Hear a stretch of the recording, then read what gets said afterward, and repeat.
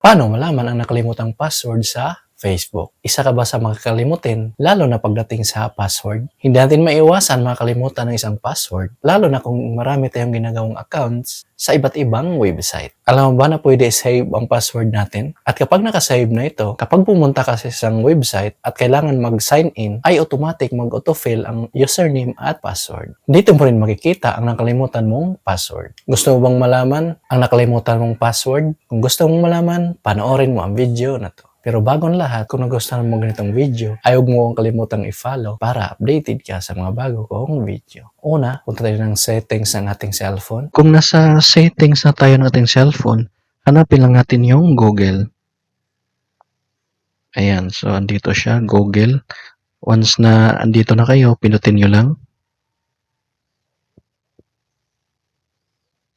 Then, pinutin na itong manage your Google account.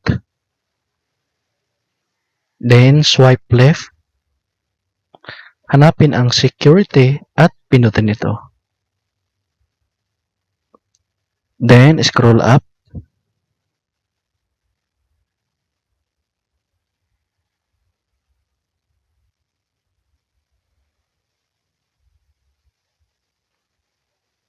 Ayan, dito sa baba, yung your saved password. So, password manager. You have one password saved in your Google account. Password Manager makes it easier to sign into sites and apps that you use on any sign-in device. Then, pinutin lang to. Ayan, so kung mapapansin nyo, meron akong ditong facebook.com. Open lang natin. Kung mapapansin nyo, dark screen lang siya. Dahil sa privacy, automatic hindi nare-record ng screen recorder. Ang menu kung paano ilagay ang password ng aking cellphone. Kung kayong gagawa ay kailangan nyo i-enter ang password ng iyong cellphone. Pagkatapos mailagay ang password ng iyong cellphone, ay mapunta ka dito. Dito nyo makikita ang email or username na ginagamit mo sa Facebook. Then dito sa baba ay ang password. So para makita yung password, pinutin lang tong parang mata.